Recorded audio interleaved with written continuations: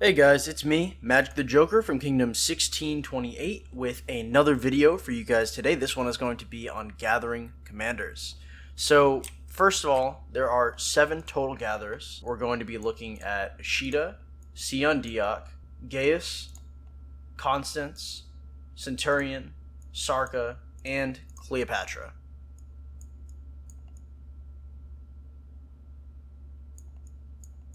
That's 7. Okay, good. So you're going to have 5 primary commanders. So your first primary is going to be Ishida. Your second is going to be Gaius. Your third is going to be Constance. Your fourth is going to be Centurion. Your fifth is going to be Sarka. Those are your 5 marches.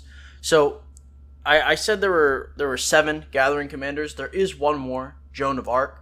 However, for all intents and purposes, she's never going to see the gathering tree or know what it looks like. You might use her as a secondary sometimes, but generally that's going to be rare, as she's better suited to be an open field or a Sunset Canyon fighter, and you don't want her to be teched out for gathering. The reason why your primary commanders are primary commanders is because, number one, in terms of experience availability. So you're going to notice that all of our primary commanders, except for Ishida, are either advanced or elite commanders. This is because leveling up an advanced or elite commander costs less experience than other commanders. On top of this, you're not using gold stars to level them up. So getting Ishida to 4 stars is it's more expensive because you're going to need those gold stars for other commanders, right? Versus you're never going to need elite and advanced stars. You just don't. They're basically free, they're everywhere. So you're going to want to level up. Centurion is your first. Then you're going to want to go for Constance. You're gonna go Sarka, Gaius, and then Ishida finally last, because by the point you're getting Ishida leveled up, he's pretty useful already, and you have an abundance of XP. Because in the beginning, you're desperately trying to get these guys to level 37, which is my next point: what level you should stop at. So the reason why you should stop at level 37 is because it takes 37 points. If you were to get to 5 points in superior tools as fast as you humanly can, that would cost you 37 points. So you should aim to get all of your gathering commanders to level 37 before you attempt to do anything else with them.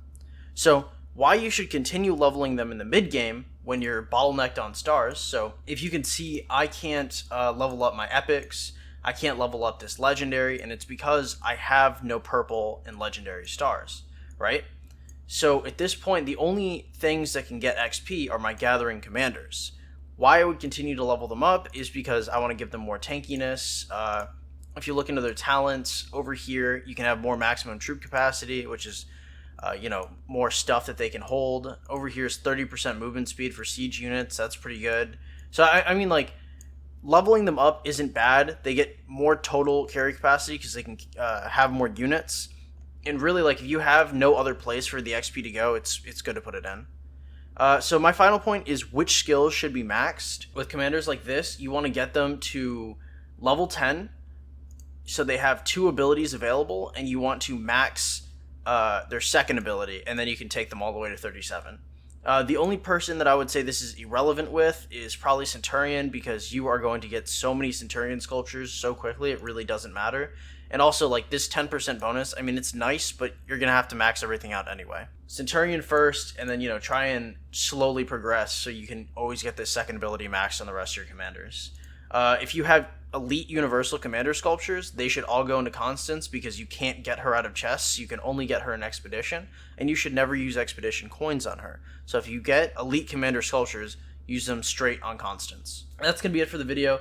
That's basically everything. I'm going to take a look at the 5 marches I use for gathering personally before I go, just to give you guys an idea of what you should be doing for gathering. So my first food march is going to be Gaius. Him alone, you have 2 food marches, so you don't want any secondaries with him. So Gaius is your first one. Ishida is going to be your second food march. No secondaries on these commanders, because you have 2 separate food marches and you're going to have a food disparity, so you don't want to make that worse. Next, you're going to have Constance and Joan of Arc. Constance is the best of the elite gatherers, because not only does she gather quickly in terms of wood, but she also gets an extra 10% at the end of gathering. In order to further spread this discrepancy, we put Joan of Arc as her secondary, so then we can have what is roughly like maybe 1.5 times the wood we're getting in turn versus food. So we're getting a lot more food than we're getting wood, but we're trying to make sure that we have maybe a little less of a discrepancy. So our gold march is going to be Centurion and Sion Diak. She is, I believe, the only commander to have a gold gathering speed increase, so not using her for gold gathering would be ridiculous. And then Centurion's our primary because stone is more important than gold, and this is our weakest universal gathering commander. Universal meaning that he can also gather gold and stone faster. So then our stone march, our last march, is going to be Sarka. She is our stronger of the two universal gathering marches. And then we're going to have Cleopatra as our secondary, as she is by main a stone miner. So that is going to be your 5 marches. That's basically all you need to know about gathering commanders. It's nothing too complicated, really. Just get them all to level 37, all your primaries at least, and then gather. God be with you. I'll catch you guys. Have a great one.